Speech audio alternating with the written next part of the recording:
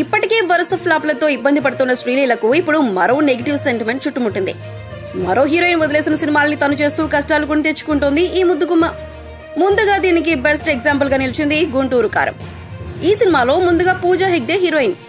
ఆమెను తప్పించి ఆ స్థానంలో శ్రీలీలను హీరోయిన్ గా చేశారు.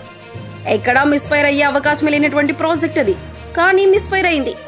శ్రీలీలకు ఆ సినిమా విడుదలైన తర్వాత తెలుగులో మరో పెద్ద సినిమా రాలేదు. అలాగే పూజా హెగ్డే చేయాల్సిన ఉస్తాద్ భగత్ సింగ్ సినిమాలో శ్రీలీల చేరింది.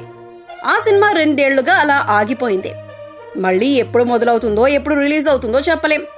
తాజాగా వచ్చిన రాబిన్ హుడ్ లో నిజానికి శ్రీలీల చేయాల్సిన సినిమా కాదు. ఇందులో ముందుగా రష్మికను అనుకున్నారు. ఆమె ప్రమోషన్ షూట్ కూడా చేసింది. కానీ కొన్ని కారణాల వల్ల రష్మిక తప్పుకుంది. ఆ స్థానంలోకి శ్రీలీల వచ్చి చేరింది. ఇటీవల రిలీజ్ అయిన రాబిన్ హుడ్ కి నెగిటివ్ రిజల్ట్ వచ్చింది. ఇలా మరో హీరోయిన్ చేయాల్సిన సినిమాల్ని ఇకపై శ్రీలీల అంగీకరించకపోవడమే మంచిదంటున్నారు ఆమె ఫ్యాన్స్. కోరి కష్టాలు తెచ్చుకోవద్దు అని చెబుతున్నారు.